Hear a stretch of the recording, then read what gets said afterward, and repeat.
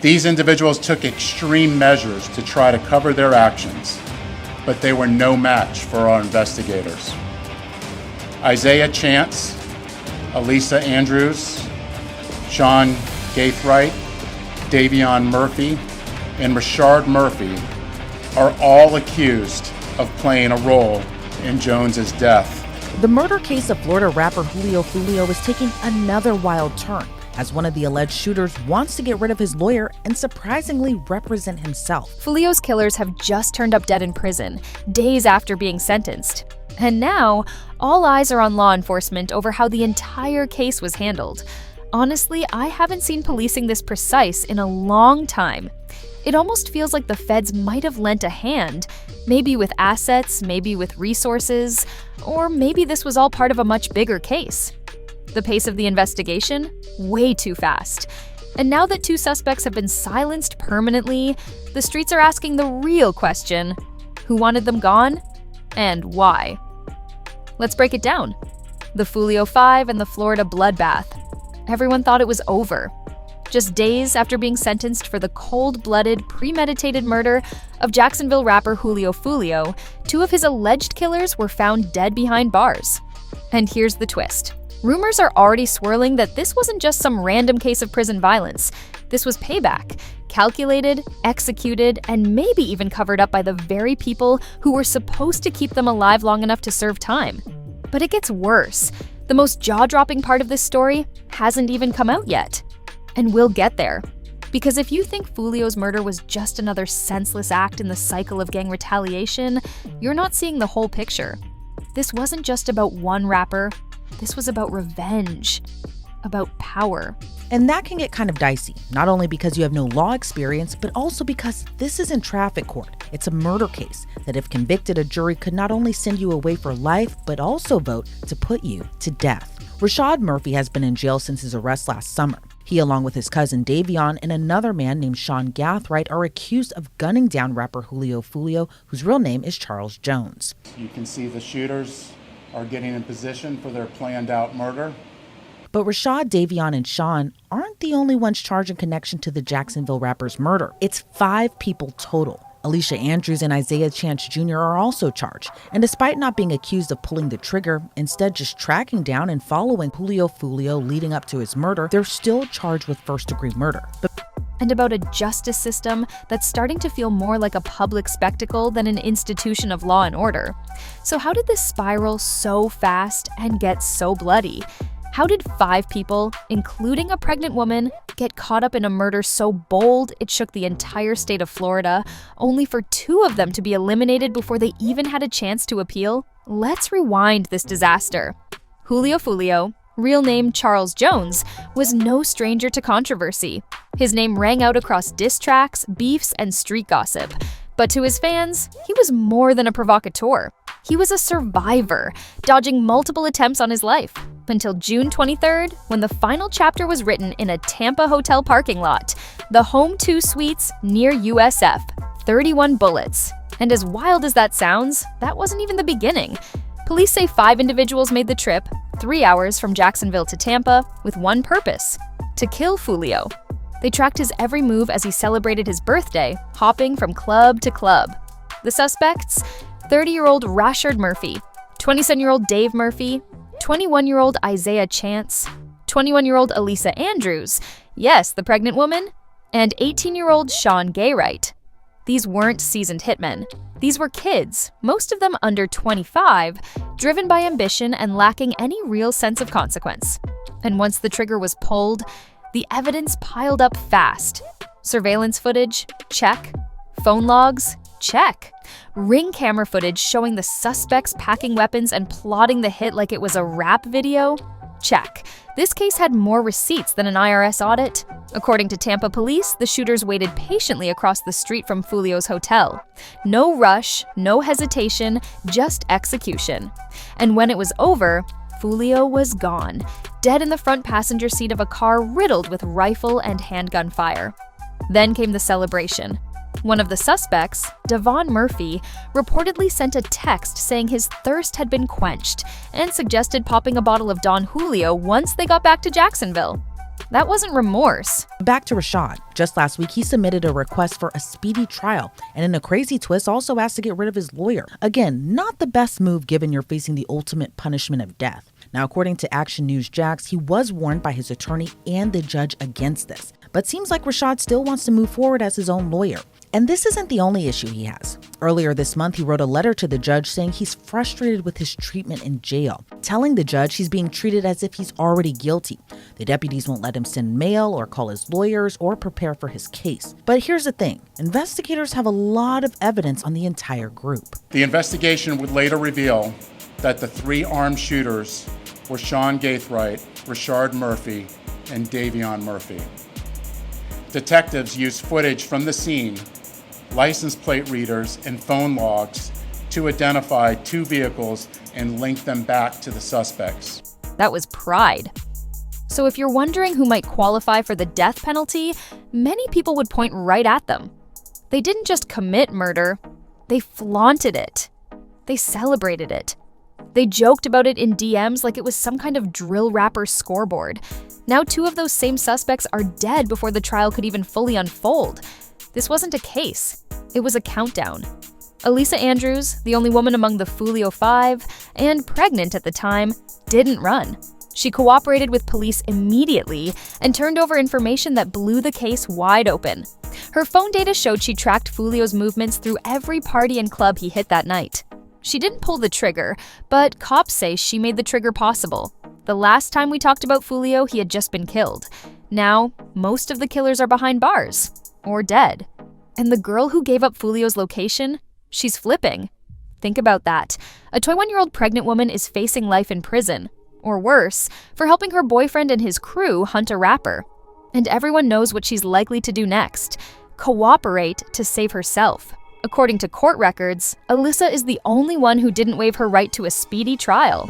Legal analysts believe it's a smart move, positioning herself for a plea deal to avoid a life sentence or the needle. Even Boozy chimed in, claiming cops were laughing about Foolio's murder and the case stunk of bias and injustice. But it gets worse. Rashard Murphy, one of the alleged shooters, actually filed a request to represent himself in his death penalty case. This wasn't traffic court.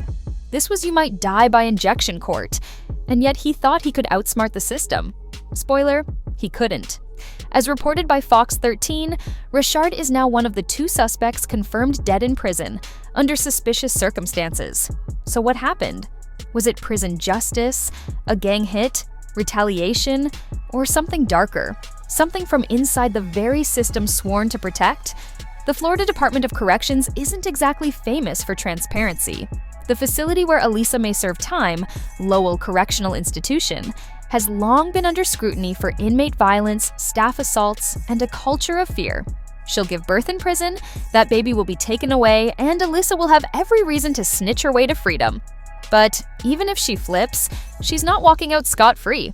LCI is notorious. And when word gets out that you cooperated, especially in a high-profile gang case like this, you don't just serve time, you survive it. As for the male suspects, they were sent to Florida State Prison, an institution with a rap sheet of its own. Guards charged with murder, inmates dying mysteriously, and cover-ups that could fuel a whole season of Netflix's darkest shows. Furthermore, it was found that the shooters are members of or affiliated with rival gangs of Jones that go by ATK and 1200. Jones was part of the 6 Block gang. Detectives believe that the ATK and the 1200 worked together to target Jones as part of an ongoing feud in Jacksonville. I want to send a clear message to anyone that the city of Tampa is not where you want. That's why what happened next shocked no one. Within days of sentencing, both Rashard and Sean Gaithright were dead. Unconfirmed reports say one was killed during a fight, possibly a hit arranged through gang ties. The other's cause of death, still under investigation. And just like that, a case once considered airtight began to unravel. Alyssa is flipping. Dave Murphy, another suspect, was caught because he couldn't resist social media. He stayed in Jacksonville the entire time, taunting Foolio's people online, acting untouchable. His ego wrote a check reality cashed. The man plotted an assassination, carried it out, and then just stayed put. They called them the Foolio 5. Now it's down to 3, and 2 are already dead before the trial's even properly begun. Let's talk about Dave Murphy. He wasn't caught because he was careful. He wasn't clever. He didn't flee the country or erase his trail. No, he stayed in the city and kept posting reckless messages on anonymous apps, mocking those who were trying to track him down. One of his posts dared people to pull up on him. Another basically claimed he couldn't be touched. That's how they got him. After 6 months on the run, they arrested him, and he smiled in the mugshot. Like this was a movie. Like that was his final moment of fame before it's honey buns and prison noodles forever. But here's the thing. Before Dave got arrested, something happened that might explain everything that followed. Spaz. Remember that name? Spaz was allegedly Dave's brother, and he was reportedly killed in a prior gang-related shooting involving someone close to Foolio. Foolio didn't just respond with lyrics. His crew desecrated Spaz's grave, on camera. Videos circulated of Foolio's people urinating on the tombstone. Foolio himself referenced it in music, mocking the dead with venom most rappers wouldn't even think of putting on wax. Mob James laid it out clearly. When Davin and Rashard pulled the trigger, many believe it was personal. This wasn't just another gang hit, this was blood for blood. And that's where things get dark. Because the same people who laughed off Foolio's death, the same ones who ignored his mom's cries for justice, are now in charge of investigating how 2 of his alleged killers mysteriously ended up dead in prison. Let's rewind. Foolio was being followed by multiple cars, surveillance footage, license plate readers, and even Cash App transactions tracked the entire crew. One suspect even used a Cash App card to book the hotel room. Another was caught loading AK-style rifles into a vehicle, caught crystal clear on Tesla's Sentry mode and Ring cameras. These weren't seasoned criminals. These were amateurs in HD. This was a digital crime scene, and they left a trail so stupid that prosecutors barely had to dig. So why does that matter? Because now that Rashard and Sean are dead, the prison system is dodging accountability. At first, it was just inmate violence. But anonymous insiders are painting a darker picture. Word was out. Foolio's ties ran deeper than music. Inmates knew who the shooters were, and they handled it old school. One story says Rashard was cornered in a hallway, beaten brutally, and left for hours. Another says Sean was taken out while sleeping. None of this has been confirmed. But if even a fraction is true, then this isn't about gang wars. It's about a system that wanted silence instead of trials.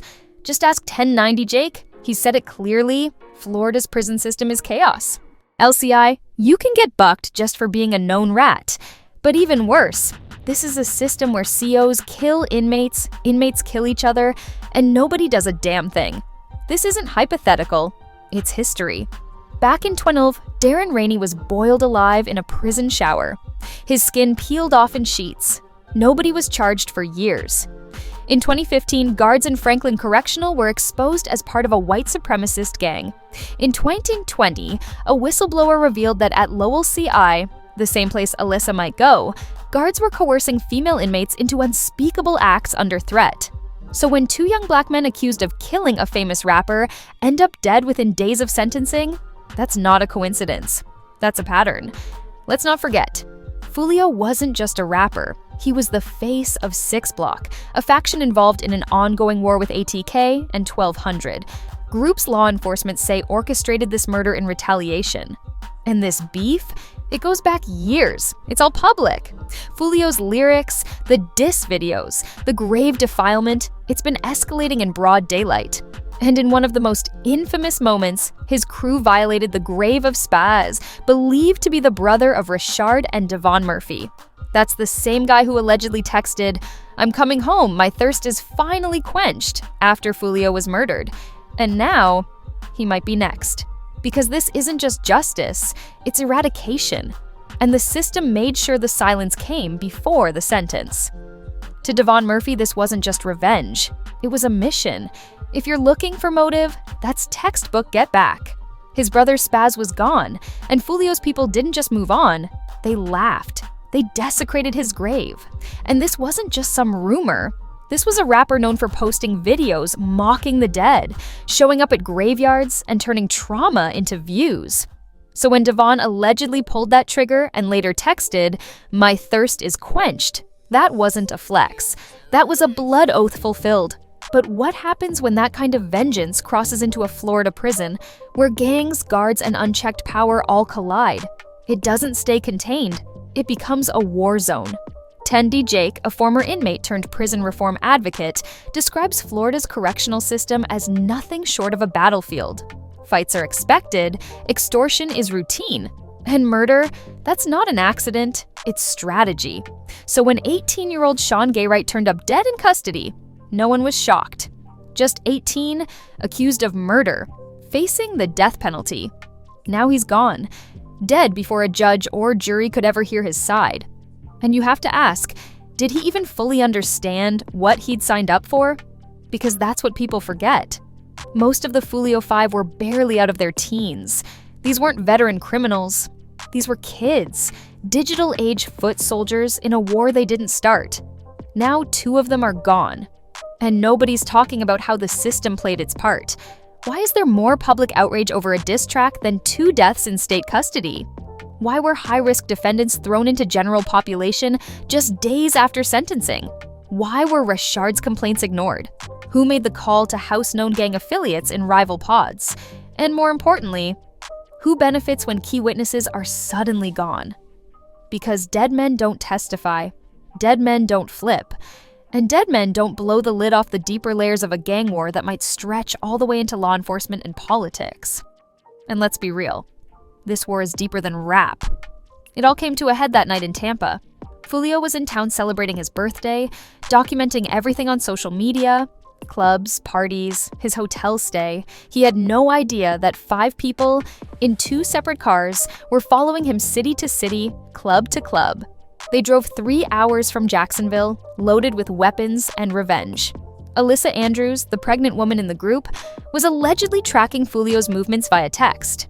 GPS logs, phone pings, and Instagram posts placed her at the center of the trail. They followed him to the Airbnb, tracked him through Tampa, and waited. Then, they struck. Foolio didn't die instantly, but he never stood a chance. He was found slumped in the passenger seat, shot multiple times. 3 other people were hit, but none were the intended target. And here's the chilling part. Every single step of the murder was caught on camera. License plate readers caught the cars. Surveillance footage tracked their movements. Ring doorbells recorded them loading rifles. One suspect even used his mom's car, confirmed when she told police, "That wasn't me, that was my son." Bullets from the scene matched those found in the suspects' homes. Murder weapons were recovered. One of them even kept the bullets like souvenirs. As 1090 Jake said, "It's not like they're gonna beat this." There was no defense. The evidence was overwhelming. Prosecutors didn't need to build a case. They were handed one on a silver platter. From the moment they pulled the trigger, they were cooked. But the system didn't wait for a verdict. It made its own. And now only 3 remain. A pregnant woman, a man trying to plead insanity, and Devon Murphy, the guy who thought anonymous chat rooms and Instagram made him untouchable. Spoiler, they didn't. This case has spiraled into something far bigger than hip-hop. This isn't a murder trial. It's a death spiral. And the most disturbing part? Nobody wins. Foolio is gone. 2 suspects are dead. One woman might give birth in shackles. The others face decades, or execution. But this isn't just about this case. Because if we zoom out, we see a pattern forming. Across the country, drill rappers are getting murdered in calculated hits. Retaliation killings are going viral like TikToks. Young Black men are being funneled into a justice system that cares more about headlines than solutions. The question isn't who did it, it's who allowed it. Who allowed these kids to be radicalized into a digital gang war where likes mean more than life? Who let the prison system become executioner before the courts even had their say? And what happens the next time a rapper gets gunned down? Are we really still going to act surprised? This isn't music anymore. It's a meat grinder. And unless something changes, it's only going to get worse. Execution before the verdict. By the time the dust settled, the body count wasn't just tragic, it was calculated. Julio Foolio, dead at 20x. Sean Gaywright, dead at 18. Rashard Murphy, dead before he could file an appeal. And now the state of Florida is preparing to do something it hasn't done in decades: pursue the death penalty in a rap case. Let that sink in. In the wake of Foolio's assassination-style killing, Florida prosecutors are pushing to execute at least 2 of the remaining suspects: Devon Murphy, who mocked his own manhunt online, and Alyssa Andrews, who allegedly tracked Foolio's every step that night. And that raises one final devastating question: is this justice, or just vengeance with a badge? In April, State Attorney Susan Lopez stood beside local police and federal agents during a press conference. The tone wasn't reflective, it was triumphant. They'd charged 5 people, collected phones, GPS logs, firearms. They weren't just solving a case, they were taking down a faction. Because this wasn't about one death, it was about a war.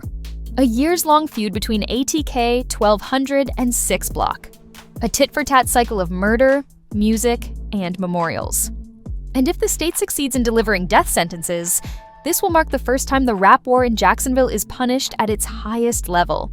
But as any public defender or prison advocate will tell you, the motives are more complicated than the headlines suggest. Take Rashard Murphy. He filed handwritten motions to fire his attorney, claimed guards were abusing him, said he couldn't prep for trial. He even considered representing himself in a death penalty case, while also flirting with an insanity defense.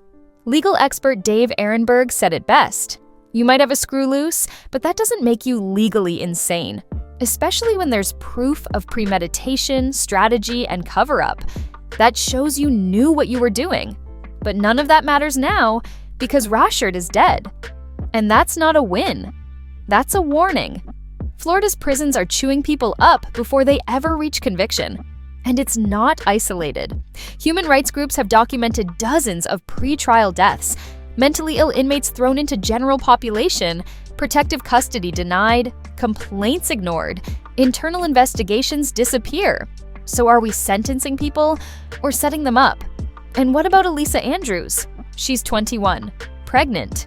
She didn't fire a gun, but under Florida's felony murder law, she's as guilty as those who did. And insiders say she's been cooperating since day one. Her phone tracked Foolio's final movements.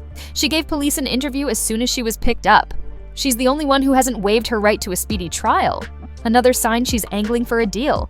Now the question becomes, who is she naming?